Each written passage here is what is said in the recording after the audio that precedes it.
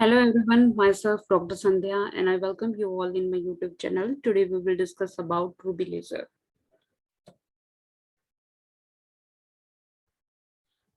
Ruby laser is the solid state laser that use the synthetic ruby crystal as its laser medium. जैसे last video है उसमें भी हमने बात की थी कि बेसिकली कोई लेजर है उसको हम लिक्विड लेजर की कैटेगरी में या फिर सॉलिड या गैस की लेजर की कैटेगरी में हम उसके अकॉर्डिंग रखेंगे कि एक्टिव मीडियम जो हम ले रहे हैं वो एक तरह से हमारा सॉलिड है या लिक्विड फॉर्म में है या फिर हम कह सकते हैं गैस फॉर्म में है। तो जैसे हमने कहा कि रूबी लेजर है वो एक सॉलिड स्टेट लेजर की हम फॉर्म में रखेंगे क्योंकि जो एक्टिव मीडियम हम यूज कर रहे हैं वो एक तरह से क्रिस्टल की फॉर्म में होगा। The ruby laser is the first successful laser developed by मेयरमैन इन 1960, मतलब एक तरह से 1960 में ये एक तरह से फर्स्ट लेजर था जो डेवलप हुआ था। The ruby laser is one of the few solid state laser that produce the visible light and it emit the deep red light of the wavelength 694.3 nanometer। मतलब कलर जो Ruby laser के through जो light produce होगी उसका colour होगा वो red colour का होगा एंड जो वेवलेंथ की अगर हम बात करते हैं तो वो 694.3 नैनोमीटर वेवलेंथ होगी। अब हम रूबी लेजर के मेन जो कंपोनेंट की बात करते हैं वो होगा हमारा laser medium and pumping source and optical resonator. तो सबसे पहले हम बात करते हैं एक्टिव मीडियम की रूबी लेजर के अंदर। In the ruby laser the single crystal of the ruby Al2O3 and chromium ion. ठीक है, तो मतलब एक तरह से हम कॉम्बिनेशन है वो लेके चल रहे हैं एल्युमिनियम ऑक्साइड का और उसके अंदर हम टॉपिंग कर रहे हैं किसकी, क्रोमियम 3 पॉजिटिव या हम कह सकते हैं कि आयन के फॉर्म में हम हैं वो सब्स्टिट्यूट कर रहे हैं क्रोमियम को in the form of cylinder act as the laser medium and active medium. ठीक है, तो मतलब एक तरह से एक सॉलिड फॉर्म में हम ये क्रिस्टल लेके चल रही है रूबी का जिसके अंदर हम बताएंगे कि एल्युमिनियम ऑक्साइड होगा और उसके अंदर हम सब्स्टिट्यूट कर रहे हैं किसको, क्रोमियम आयन को। अब कंपोजिशन की बात करेंगे तो वो कितना कंपोनेंट है वो हम डॉपिंग कर रही है वो है in the ruby laser aluminium oxide crystal containing 0.05 of the chromium ion by the weight. जो क्रोमियम आयन है वो बहुत एक स्मॉल अमाउंट के अंदर है और वो कितना है 0.05% होगा। ठीक है, aluminium 3 positive is substituted by chromium 3 positive which is the actual active centre of that produce the laser action.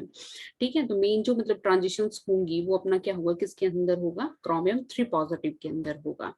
तो ये था हमारा एक्टिव मीडियम जो हम सॉलिड फॉर्म में ले रहे हैं जिसकी वजह से हम जो रूबी लेजर है उसको हम एक तरह से सॉलिड स्टेट लेजर की कैटेगरी में रखते हैं। अब हम बात करते हैं कंस्ट्रक्शन की, किस तरह से हमने असेंबली की है। तो वो है ये जो बीच में जो सिलेंड्रिकल पोर्शन दिख रहा है वो हमारा क्या है, रूबी सिलेंडर है। ठीक है, उसके बाद ये हेलिकल शेप में जो हमारी ये ट्यूब दिख रही है वो अपना क्या है, फ्लैश लैंप है। ठीक है, उसके बाद मतलब फिर स्विच कंट्रोल हो गया और उसके बाद हमारा क्या है, कंप्लीटली सिल्वर्ड मिरर। जैसे हम कहते हैं कि रेजोनेटर कैविटी की जो हम फॉर्मेशन करते हैं तो बीच में एक्टिव मीडियम होता है, उसके बाद फिर हम पंपिंग है वो हम इलेक्ट्रिक भी हो सकती है, हमारी ऑप्टिकल भी हो सकती है, उसके बाद हमारी केमिकल पंपिंग भी हो सकती है। पंपिंग है वो एक तरह से हम वर्टिकली हम शो करते हैं कि मतलब एक तरह से हम एनर्जी है वो एक्टिव मीडियम को प्रोड्यूस कर रही हैं। तो यहाँ पे हमने क्या बोला है कि पंपिंग होगी वो ऑप्टिकल पंपिंग होगी।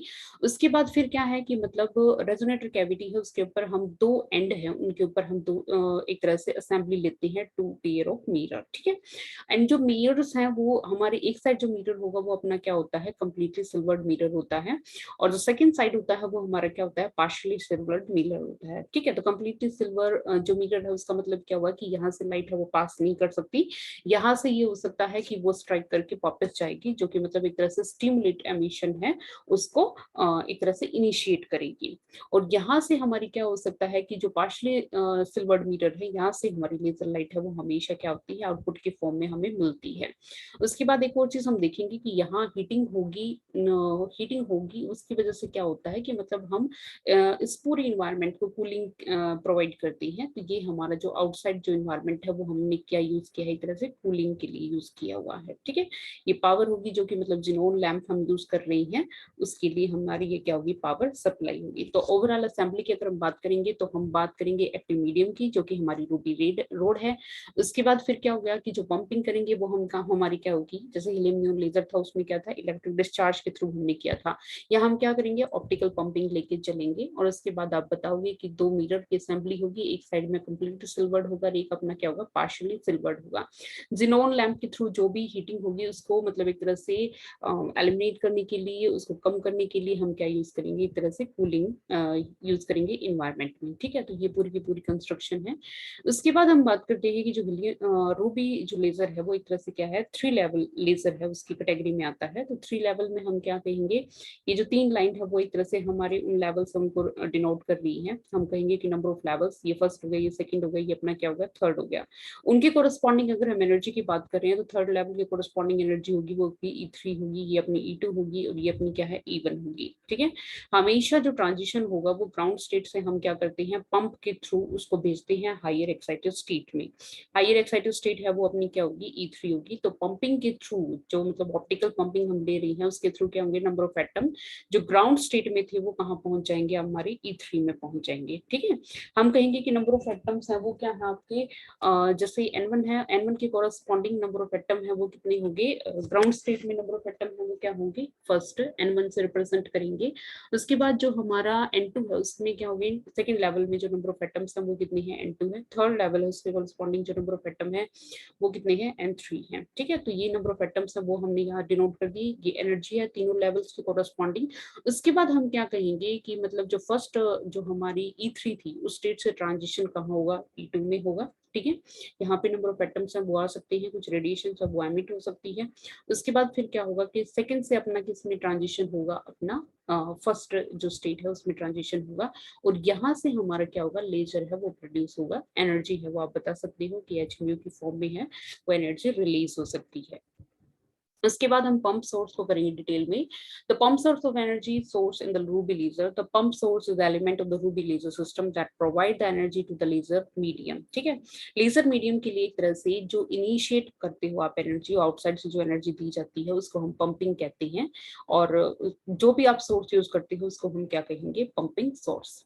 The population inversion in the process of achieving the greater population of the higher energy state than the lower energy state. In order to achieve the population inversion, we need to supply energy to the laser medium, or we can say Ruby. ठीक है, population inversion basically क्या होता है कि normal जो state होती है उसमें क्या होता है कि ग्राउंड स्टेट में नंबर ऑफ एटम है वो क्या होते हैं, ज्यादा होते हैं as compare to excited state. Population inversion होता है कि जब हम पॉपुलेशन को इन्वर्ट कर देते हैं, मींस अब हाइयर जो एक्साइटेड स्टेट है उसमें नंबर ऑफ एटम्स है वो ज्यादा होंगे as compare to ground state. ठीक है, और ये जो मतलब एक तरह से मेथड हम यूज करते हैं कि हमने इंक्रीज कर दिए number of atom in the excited state, इस प्रोसेस को हम क्या कहते हैं, पॉपुलेशन इन्वर्जन। एंड जो मतलब एक तरह से मेथड हम यूज करेंगे उनको हम कहेंगे पंपिंग। ठीक है, और in the ruby laser we can use xenon discharge tube as energy source and the pumping source. ठीक है, तो आप बताओगे कि रूबी लेजर के लिए हम यूज करते हैं ऑप्टिकल पंपिंग एंड जो सोर्स का नाम होगा वो क्या होगा, एक तरह से जिनोन लैम्प या xenon discharge tube. A flash tube supplies energy in the laser medium Ruby when the lower energy state electrode in the laser medium can sufficient energy from the flash tube and they jump to the higher excited state and energy state और excited state। ठीक है, तो इनका basically काम इतना ही है कि optically आपने एक तरह से एनर्जी प्रोवाइड की है। ठीक है, आप नेम है वो स्पेसिफाई करोगे, यहाँ पे अगर हम ऑप्टिकल पंपिंग ले रहे हैं तो डिस्चार्ज ट्यूब है वो जिनोन गैस है उसके अंदर, और वो ऑप्टिकल पंपिंग के थ्रू आपने एनर्जी प्रोवाइड कर दी इस रूबी रोड को, और यहाँ से ये नंबर ऑफ एटम्स हैं जो मतलब ग्राउंड स्टेट से एक्साइटेड स्टेट में पहुंच जाएंगे, जो कि क्या कहलाएगा, हमारा पॉपुलेशन इन्वर्जन। अब हम बात करते हैं ऑप्टिकल रेजोनेटर की। In the end of the cylindrical ruby rod a flat and the parallel, the cylindrical ruby rod is placed between the two mirror and the optical coating is applied to both of the mirror. ठीक है, तो मतलब हम optical coating की बात कर रहे हैं, रेजोनेटर की जब हम फॉर्मेशन की बात करते हैं तो हम यही कहते हैं एक्टिव मीडियम है उसके दोनों तरफ एक तरह से हम विंडो की बात कर सकते हैं, उससे पहले हम क्या है 2 मिरर की बात करते हैं। ठीक है, उन 2 मिरर में बेटा आप हर एक लेजर के लिए या फिर लेजर का जो तुमने स्टार्टिंग में मतलब कंपोनेंट्स की बात की थी वहां तुमने रेजोनेटर को डिस्कस किया था, वहां सिर्फ हमने यही बात की थी कि मतलब हमारे 2 मिरर हम यूज करेंगे, एक कंप्लीटली सिल्वर्ड होगा और एक हमारा क्या होगा, पार्शियली सिल्वर्ड होगा। ये चीज हम पहले भी डिस्कस कर चुके हैं। जो कंप्लीटली सिल्वर्ड मिरर होगा उसका काम सिर्फ इतना ही है कि जो रेज उससे स्ट्राइक करेंगी वो उनको रिफ्लेक्ट करेगा, जो कि बाकी जो number of atom excited state में है उनको स्टिमुलेट करके एक तरह से कहाँ पे भेजेगा, ग्राउंड स्टेट में, जो कि लेजर एक्शन है उसको प्रोड्यूस करेंगे। The fully silvered mirror will completely reflect the laser light, whereas the partially silvered mirror will reflect most of of the part of the light but allows to small portion of the light through the produce the laser output। और जो मतलब partially silvered mirror होता है उसके through ही हमें laser है वो output के फॉर्म में मिलती है। Working of the ruby laser, अब अगर हम वर्किंग की बात करते हैं, in the chromium 3 ion embedded in aluminium oxide crystal consist of the two wide energy band of 4f1 and 4f2 and the pair of the closely spaced band 2e। ठीक है, तो आप क्या कहोगे कि ग्राउंड स्टेट है, उसमें से फिर क्या हो जाएगा, मतलब एक तरह से जो क्रोमियम आयन है वो एनर्जी लेके कहाँ पहुंच जाएंगे, एक्साइटेड स्टेट है। अब एक्साइटेड स्टेट है वो आपको मेंशन करनी है कि 4f1 है और 4f2 है। ठीक है, इसके साथ में एक और बैंड है जिसको नाम हमने क्या दिया है, 2e का है। ठीक है, when a flash of the light of the wavelength 550 nanometer pass through the ruby rod, then the large fraction of the chromium 3 ion will reach to the excited state 4f1 and 4f2 band, but the green and blue component of the white light। ठीक है, तो आपकी जो white light है उसमें हमें पता है कि 7 कलर्स होते हैं एंड 7 कलर्स हैं, तो उनके कोरस्पॉन्डिंग अपनी अपनी वेवलेंथ है। तो आप क्या बताओगे कि जो वेवलेंथ आपने सेंड की है, मतलब एक तरह से जिनोन लैम्प की जब हम बात करते हैं तो उसमें से उन्होंने क्या कहा कि 550 नैनोमीटर के आसपास जो मतलब वेवलेंथ है वो एक तरह से आप पास कर रही हो, उसमें से कुछ लाइट, ठीक है, उसमें से आप कंपोनेंट डिफाइन करोगे कि ग्रीन एंड ब्लू कंपोनेंट है वो यूज करके वो कहाँ पहुंच जाएंगे, 4f1 एंड 4f2। ठीक है, डिपेंडिंग अपॉन कि उन्होंने कौन सा कंपोनेंट है वो चूज किया, क्योंकि जितनी एनर्जी आप देते हो उसी के अकॉर्डिंग हायर जो एनर्जी स्टेट है उसमें नंबर ऑफ एटम है ग्राउंड स्टेट से वहां पे पहुंचेंगे। ठीक है, जितनी एनर्जी उनको मिली हुई है उसी के अकॉर्डिंग हम क्या कहेंगे, 4f1 या 4f2 स्टेट में वो क्या हो गया, एक्साइटेड स्टेट जो कि क्रोमियम आयन की है उसमें वो पहुंच जाएंगे। In the energy levels have the small life time of 10⁻⁸ seconds, so the chromium ion will release energy of the crystal lattice but the non radiative transition to 2e level। ठीक है, तो हम क्या कहेंगे, अब ये जो एक्साइटेड स्टेट थी ये हमारी क्या है, हमेशा हम बोलते हैं कि जो मतलब एक्साइटेड स्टेट है उनका जो मतलब लाइफ टाइम होता है वो बहुत स्मॉल होता है, और वो कितना होता है, 10⁻⁸ सेकंड होता है। तो इतने टाइम के बाद वो अपने आप ट्रांजिशन है वो दूसरे जो स्टेट्स हैं या फिर हम कह सकते हैं लोअर स्टेट है उनमें ट्रांजिशन है वो शुरू कर देते हैं। ठीक है, इन्होंने क्या कहा कि मतलब इन एक्साइटेड स्टेट से अब ट्रांजिशन है वो हो जाएगा किसमें, मेटास्टेबल स्टेट में। ठीक है, जो कि अपनी मेटास्टेबल स्टेट कौन सी है, 2e है। ठीक है, और 2e का जो लाइफ टाइम है वो कितना है, 10⁻³ सेकंड है। और ये जो ट्रांजिशन हम कहेंगे कि जो एक्साइटेड स्टेट है 4f1 एंड 4f2, यहाँ से 2e में जो ट्रांजिशन होगा वो अपना क्या होगा, नॉन रेडिएटिव होगा। ठीक है, डायग्राम की फॉर्म में आप दिखाओगे energy level diagram of the ruby laser. तो अभी हमने जैसे कहा कि ये अपनी क्या है, एक्साइटेड स्टेट है 4f1 और ये अपना क्या होगा 4f2। ठीक है, तो ग्रीन लाइट व्हाइट लाइट से जो ग्रीन कंपोनेंट अब्सॉर्ब किया तो वो कहाँ पहुंच गए, 4f2 में। जो ब्लू कंपोनेंट है वो आपने अब्सॉर्ब किया है तो वो कहाँ पहुंच गए, 4f1 में। ठीक है, उसके बाद और ये हमने किससे किया है, एक तरह से ऑप्टिकल पंपिंग से जो एनर्जी मिली है उसको यूज करके ये 4f1 एंड 4f2 में पहुंचे हैं।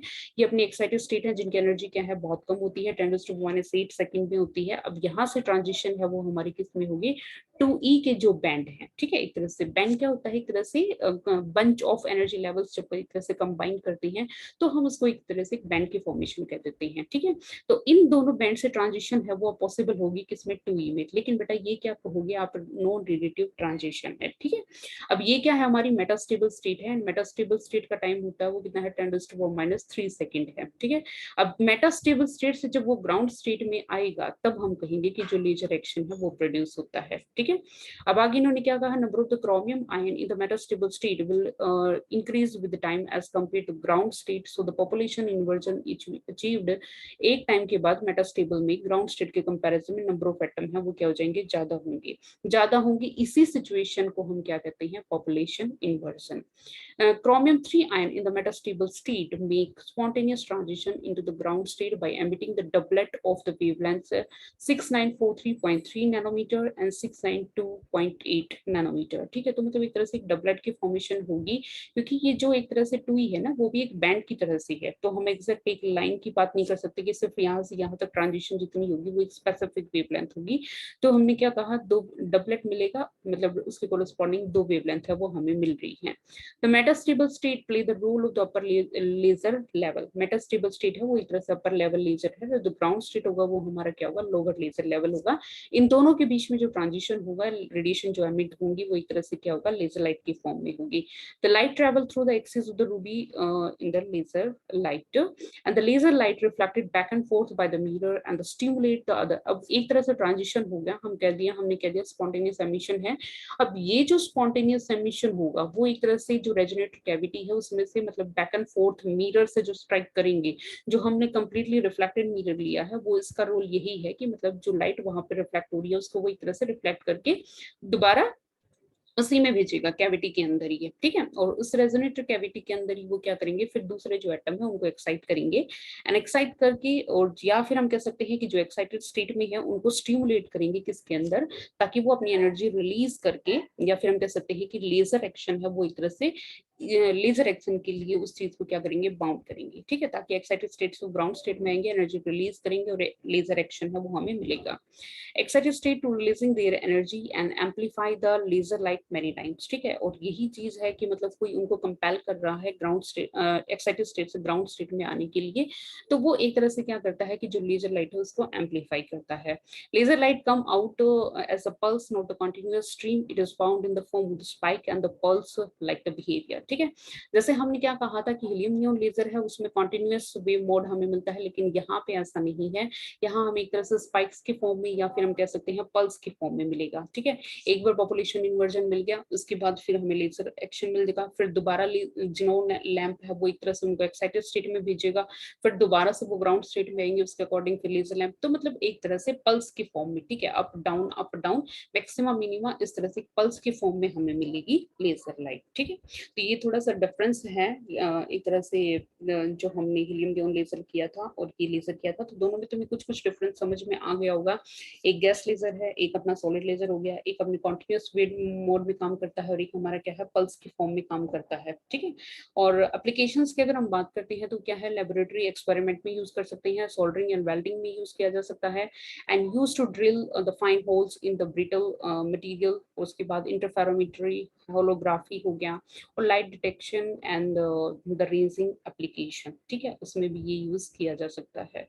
तो बच्चों बस सिर्फ इतना ही था रूबी लेजर के बारे में। तो आपको जस्ट बताना है कि एक्चुअल में है बेसिक कंपोनेंट क्या है, एक्टिव मीडियम में क्या ले रहे हो, कंस्ट्रक्शन किस टाइप की है, और 3 लेवल लेजर अगर हम बोलते हैं तो क्यों बोलते हैं, तो उसके लिए प्रॉपर डायग्राम्स है वो आप बनाओगे, ठीक है। और उसके बाद फिर ये बैंड्स बना के आप बताओगे कि कहाँ पे आपके एक्साइटेड स्टेट है, कौन से बैंड है उसके कॉरस्पॉन्डिंग, उसके बाद आपका नॉन रेडिएटिव ट्रांजिशन है वो कहाँ पे पॉसिबल होगा, और उसके बाद जो लेजर एक्शन है वो आपका कहाँ पॉसिबल होगा।